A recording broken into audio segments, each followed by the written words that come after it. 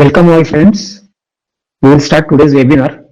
I am Hemant Agarwal, host and coordinator for a webinar conducted by chshelpforum.com. This website is specifically relating to various issues, cooperative housing societies, and will benefit and the general society members. Today's topic is legal charges, whether it is recoverable or not recoverable, whether it is offenses under various laws, and what are the approximate punishments for the same. जैसे कि आप सभी को पता है कि cooperative society एक cooperative movement है।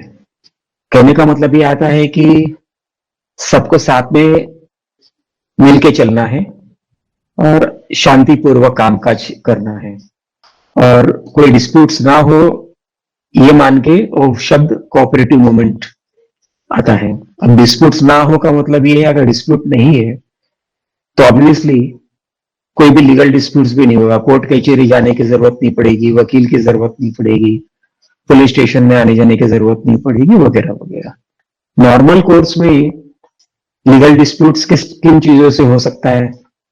जैसे म्युनिसिपल अथॉरिटीज के साथ में हो सकता है, रेवेन्यू डिपार्टमेंट यानी कि नॉन एग्रीकल्चरल टैक्स पर्पजेस के लिए साथ में हो सकता है, प्रॉपर्टी टैक्स संबंधित हो सकता है, कोई वेंडर्स हैं आपके, जैसे एनुअल मेंटेनेंस कॉन्ट्रैक्ट वाले वेंडर्स हो सकते हैं, जैसे कि लिफ्ट वाले हैं या गार्डन वाले हैं या एसटीपी प्लांट्स वाले हैं, वगैरह वगैरह। ये सब चीज के लिए जो डिस्प्यूट्स हैं और इसके लिए जो लीगल खर्चा लगता है उसको बायलॉ नंबर 65 से लेके 67 के बीच में डिफाइंड है कि लीगल चार्जेस क्या दिया हुआ है। और उसमें ये भी दिया हुआ है कि लीगल चार्जेस सर्विस चार्जेस का एक हिस्सा है, एक पार्ट है। और उसमें ये भी दिया हुआ है कि सर्विस चार्जेस को हर मेंबर में आपस में मिलके सरखा सरखा, same to same, equal equal करके बांटना है और उनसे मेंटेनेंस बिल के माध्यम से रिकवर करना है। ये तो हो गया सर्विस लीगल चार्जेस के बारे में। इस तरह और भी कई फैक्टर्स हैं, जैसे डेप्यूटी रजिस्ट्रार के पास से कोई नोटिस आई कोऑपरेटिव रजिस्ट्रार के पास से कि ये फॉलो अप करना है, वो करना है, बायलॉज को अमेंड करो आप, ये आपने नहीं किया, तो सोसाइटी को पार्टी बना के हियरिंग्स वगैरह करते हैं। जब भी मानो मैनेजिंग कमेटी ने कई चीजें की कंप्लायंसेस नहीं किया हुआ है, annual maintenance annual general body meetings नहीं किया हुआ है या गलत सलत रेजोल्यूशंस पास कर दिया हुआ है, तो वो चीज के पीछे जो लीगल जो खर्चा होना है वो जनरली सर्विस चार्जेस के अंदर है और वो सारे मेंबरों के बीच में इक्वली डिस्ट्रीब्यूट करना है। लेकिन अभी कुछ समय से ऐसा फितरत हो रहा है, ऐसी आदत हो रही है कई हाउसिंग सोसाइटीज के बीच में कि मेंबर्स के साथ में रुबाब करना है, दादागिरी करना है, खुद को प्रेसिडेंट समझना है, राजा समझना है और जनरल मेंबर्स को प्रजा समझना है या गुलाम समझना है और उनके साथ में कैसा भी कुछ भी गैर व्यवहार करना है। साधारण मेंबर भी करते हैं ये सब गैर व्यवहार वगैरह, दोनों ही करते हैं। और जब साधारण मेंबर को कुछ ज्यादा ही परेशानी करते हैं तब साधारण मेंबर जाके कोर्ट में केस फाइल करता है। सिविल कोर्ट हो, क्रिमिनल हो, कंज्यूमर कोर्ट हो, कोऑपरेटिव कोर्ट हो, बीएमसी का कोर्ट हो सकता है, रेवेन्यू डिपार्टमेंट के पास हो सकता है, फायर एक्ट के अंदर में कंप्लेंट हो सकती है, जीएसटी है, इनकम टैक्स है, वगैरह वगैरह। अभी सोसाइटी ने मानो इनकम टैक्स नहीं भरा है, इनकम टैक्स की नोटिस आई, टीडीएस नहीं काटा, ये पेनल्टी भरना है, ये है या वो है, तो उसके लिए सोसाइटी फिर लीगल कंसल्टेंट अपॉइंट करती है, वकील अपॉइंट करता है, वो खर्चा होता है सोसाइटी का। ये सारे खर्चे कॉमन खर्चे के बीच में डिवाइड होने इक्वली। कई सोसाइटियों में ऐसा है कि भाई एक मेंबर ने एप्लीकेशन दिया मेंबरशिप के ट्रांसफर के बारे में, अब सोसाइटी बोलती है कि नहीं भाई इसका मेंबरशिप हम ट्रांसफर नहीं करेंगे, कुछ भी छोटी मोटी एक्सक्यूज लेके उस चीज को अलग। अब वो मेंबर परेशान है, अब वो आपके आगे हाथ पैर जोड़ देता है कि भाई please do the transfer, I am paying all the society transfer fees and all those things, transfer form दिया हुआ है, प्रॉपर एग्रीमेंट्स वगैरह किया हुआ है, सब किया हुआ है, फिर भी कुछ ना कुछ छोटी मोटी कारण से या जानबूझ के या अनजाने में ट्रांसफर नहीं करता है और वो मेंबर परेशान होकर फिर रजिस्ट्रार में अप्रोच कर लेता है या तो सिविल कोर्ट भी जा सकता है या तो कंज्यूमर कोर्ट भी जा सकता है। वहां पे समझो मानो 1 लाख रुपए का खर्चा हो गया उस मेंबर का, वो तो वो अपना खुद का बेयर करेगा। अगर अनिल भाई डिस्प्यूटेंट है और उसने फाइल किया है कोर्ट में केस, तो अनिल भाई अपना खुद का खर्चा बेयर करेगा। लेकिन जब सोसाइटी जाती है तो सोसाइटी ये सोचती है कि इसके वजह से हमको कोर्ट में जाना पड़ रहा है, लीगल एक्सपेंडिचर खर्चा करना पड़ रहा है, इसके लिए जो लीगल खर्चा होगा वो इसी मेंबर के गले पे, उसी के गले पे, उसी के बिल पे जोड़ देंगे। बाकी मेंबर्स क्यों बर्दाश्त करें वो सब 40 चीजें। लेकिन इसमें एक ये समझना चाहिए कि सोसाइटी की मैनेजिंग कमेटी आप सभी का प्रतिनिधि है। जो डिसीजन सोसाइटी की मैनेजिंग कमेटी लेती है वो सब आपके बिहाफ में लेती है, आपने उसको पावर दिया हुआ है वो डिसीजन लेने के लिए। अगर आपकी मैनेजिंग कमेटी कुछ गलत करती है कानूनी तौर पे या गैर कानूनी तौर पे या किसी भी तौर पे, और उस चीज के लिए सोसाइटी का लीगल खर्चा अगर होता है, तो मैनेजिंग कमेटी ने जो खर्चा किया लीगल खर्चा वो सारे मेंबरों के बीच में डिस्ट्रीब्यूट होगा।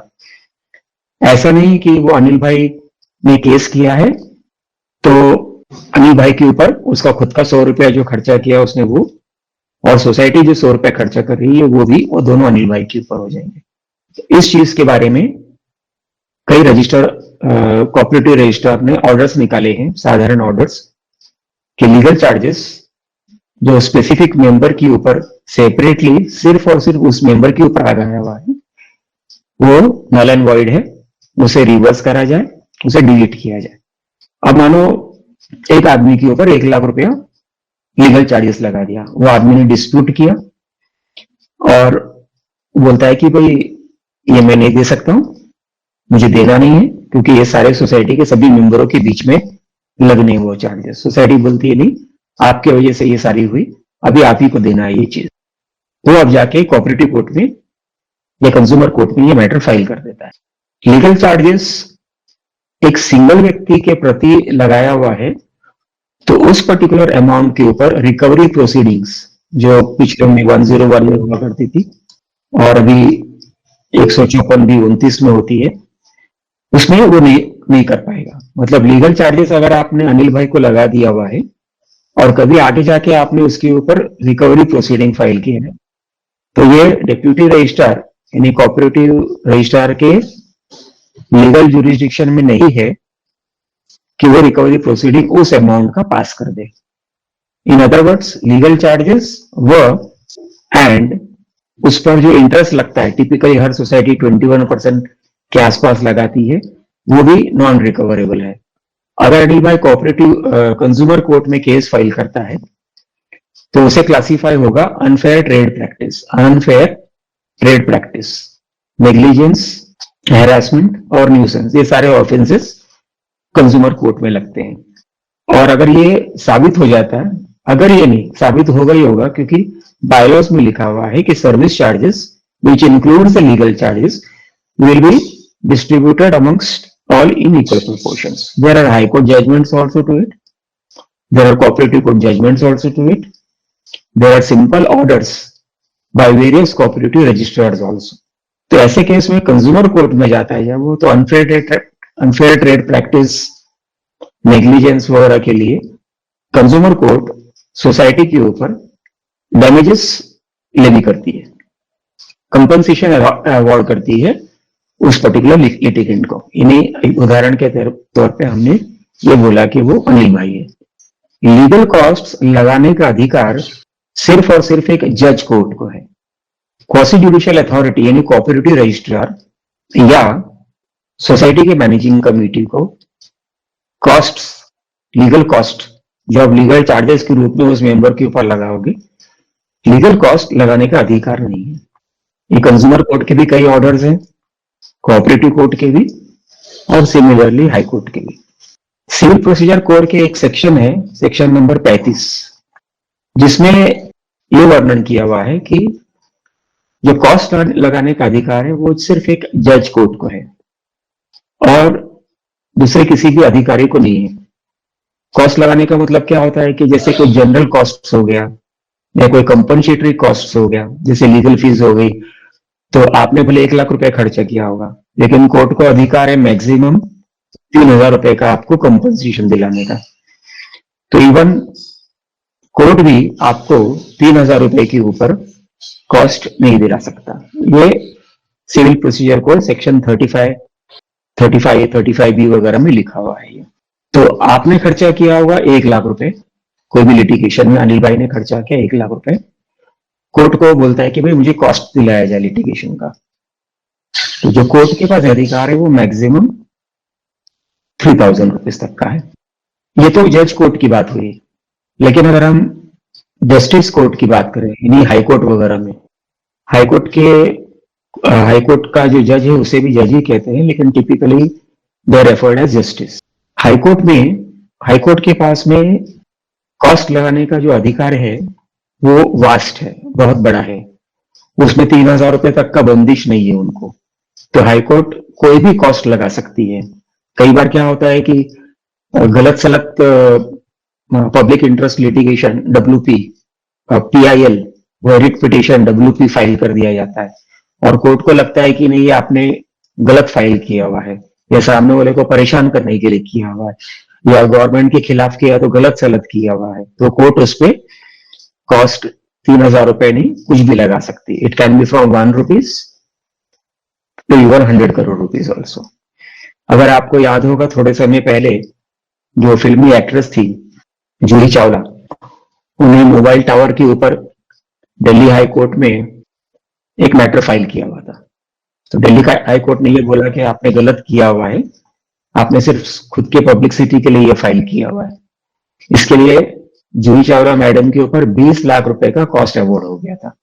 आई will repeat, civil procedure code does not have provision or has given power to the quasi-judicial authorities to impose or grant any costs.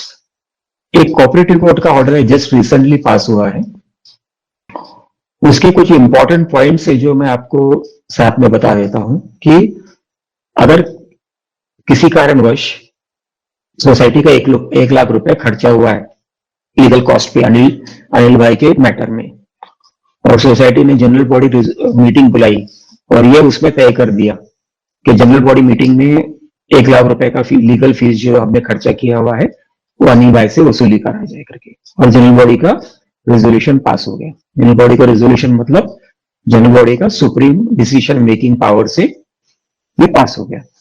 अब मैनेजिंग कमेटी सोसाइटी ये सोचती है कि जनरल बॉडी के का तो रेजोल्यूशन तो फाइनल है, सुपर है, उसको चैलेंज नहीं कर सकता है। पर कानून ये बोलता है कि कोई भी रेजोल्यूशन आप पास करोगे तो वो कानून के दायरे के अंदर ही अंदर होना चाहिए।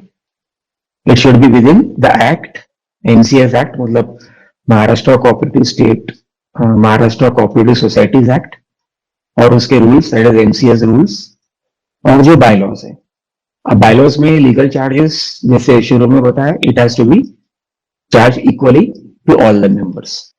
तो सोसाइटी का जितना भी लीगल चार्जेस एक पर्टिकुलर मैटर में खर्चा होता है तो वो सारे मेंबर्स इक्वली बेयर करना होगा उनको, इक्वली देना होगा उनको, और सिर्फ एक मेंबर के ऊपर ये कॉस्ट नहीं लग सकता है।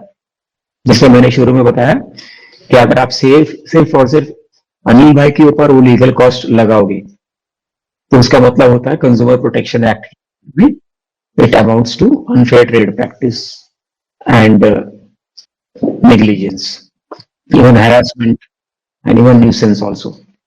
आपने लीगल कॉस्ट लगा दिया और अगर आपका GST भी देना पड़ रहा है उसके अंदर, तो सोसाइटी ने अगर GST भर भी दिया है तो भी आप वो अनिल भाई के ऊपर लीगल कॉस्ट नहीं लगा पाओगे। दोनों चीज नल एंड वॉइड हो जाएगी। लीगल कॉस्ट अनिल भाई ने नहीं दिया अगर, तो उसके ऊपर इंटरेस्ट भी उसके ऊपर नहीं लगा पाओगे। और ये सारा जो खर्चा जो है, जैसे GST डिडक्ट किया आपने, goods and service tax, managing committee ने डिडक्ट कर लिया अनिल भाई से, अनिल भाई कोर्ट का ऑर्डर ले आया कि भाई लीगल चार्जेस मुझ पर लगा नहीं सकते हो आप, तो उसका इंटरेस्ट भी हट गया और उस पर जो GST लगना है वो भी हट गया। लेकिन जो GST का नुकसान जो सोसाइटी पर हुआ है वो किससे वसूला जाएगा? अगर जनरल बॉडी का रेजोल्यूशन पास है लीगल चार्जेस वसूली करने का, तो ये जीएसटी भी सारे मेंबरों के साथ में इक्वली डिस्ट्रीब्यूट होगा, नुकसान जो हुआ है। और अगर मैनेजिंग कमेटी ने खुद का डिसीजन लिया हुआ है तो ये जीएसटी का जो नुकसान है, भले वो 1 रुपया हो या 10 लाख रुपया हो, वो मैनेजिंग कमेटी के खुद के जेब से जाएगा। कोऑपरेटिव कोर्ट का ऑर्डर ये बोलता है कि society is prohibited from levying legal fees and interest और GST on the same. Section 35 CPC ये बोलता है कि जो कॉस्ट ऑफ लिटिगेशन है, मतलब cost of court case, is always required to be decided only and only by the court by decree और award and cost, but parties को decide करने का ये अधिकार नहीं है।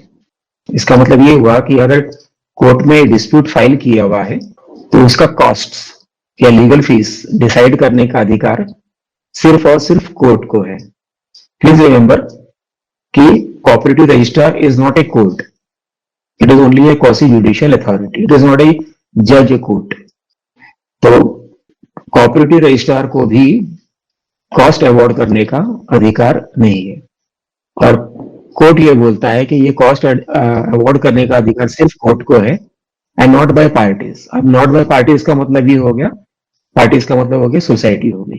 कोऑपरेटिव कोर्ट ने एक बहुत अच्छा चीज बोला, वेरी इंपॉर्टेंट चीज बोला, कि कोऑपरेटिव कोर्ट ने ये बोला कि अगर आप ऐसा लीगल चार्जेस किसी के ऊपर लगाओगे, सिर्फ एक व्यक्ति के ऊपर, तो सोसाइटी ये चाहती है कि वो वाला मेंबर अपना कानूनी हक अधिकार के लिए डिस्प्यूट या लिटिगेशन या ग्रीवेंस या कोर्ट केस वगैरह फाइल ना करे। मतलब आप उस आदमी का, उसके अधिकार को दबा रहे हो, आप उसका गला दबा रहे हो, आपकी उसके सोच विचार धारा जो उसका हक है वो आप दबा रहे हो, ऐसा कोऑपरेटिव कोर्ट का बोलना है।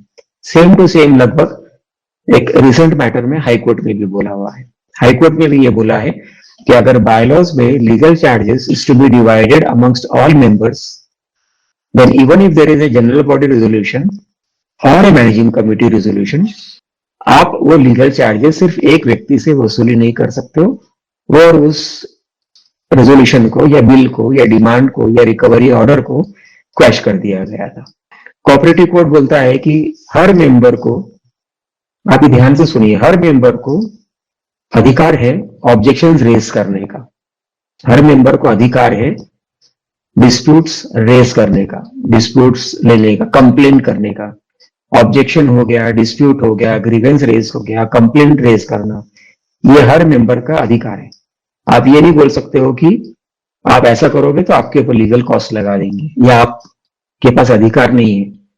सोसाइटी किसी भी मेंबर को ये नहीं बोल सकती है कि आप ये डिस्प्यूट मत रेज करो, ये तो आपके ऊपर हम जो लीगल कॉस्ट है वो आपको देना पड़ेगा। कोर्ट ये भी बोलती है कि society can not interfere with the legal right of the member to file litigation, मतलब court case against the society और any other person. Bylaw number 65 में सर्विस चार्जेस के अंदर ये क्लियर कर दिया हुआ है, 65 एंड 66 में, कि legal charges will be borne equally by all the members. Legal charges is a part of service charges. Service charges का ब्रेकअप दिया हुआ है जिसके अंदर लीगल चार्जेस का वर्णन है। Bylaw number 67 says service charges are to be equally divided by the number of flats. Court बोलती है कि अगर जनरल बॉडी ने सुप्रीम होते हुए भी ऐसा कोई डिसीजन ले लिया हुआ है, रेजोल्यूशन पास कर दिया हुआ है कि सिर्फ अनिल भाई से या डिस्प्यूटेंट से या लिटिगेंट से या कंप्लेनेंट से लीगल चार्जेस वसूली किया जाए, तो वो टोटली गलत है, गैर कानूनी है, इलीगल है। ये सब जो हाई कोर्ट की जजमेंट है, कोऑपरेटिव कोर्ट की जजमेंट है, इसको यूज किया जा सकता है कोऑपरेटिव रजिस्ट्रार के ऑफिस में ये प्रूव करने के लिए कि इन्होंने मुझ पर गैर कानूनी लीगल एक्सपेंसेस अलाउ किया हुआ है, और हाई कोर्ट और कोऑपरेटिव कोर्ट ने ये लीगल एक्सपेंसेस खारिज कर दिया हुआ है, बोला है कि ये एक इंडिविजुअल आदमी से नहीं लिया जा सकता। कोऑपरेटिव कोर्ट ने बोला कि सोसाइटी ने जो गैर कानूनी लीगल चार्जेस लगाया हुआ है उसको गैर कानूनी घोषित कर दिया हुआ है और सोसाइटी को बंधित किया हुआ है कि अभी आप लीगल चार्जेस नहीं लगा सकते और ये चार्जेस जो है it has to be taken in equal proportions from everybody. Whenever any member files a case against the society, the power to decide as to which party should bear how much legal charges are given only to the court. कभी भी कोई member court में case file करता है तो कौन सी party को कितना लीगल चार्जेस बेयर करना है, ये अवार्ड या कॉस्ट देने का अधिकार सिर्फ और सिर्फ कोर्ट को है, सोसाइटी को नहीं है, कोऑपरेटिव रजिस्ट्रार को भी नहीं है। We will take up questions today. ज्यादा क्वेश्चंस होते हैं, कई बार रह जाता है, तो we will take up question and answers. जिस किसी को भी कोई क्वेश्चन पूछना है प्लीज आप ऐसे एक हाथ का सिंबल है वहां पे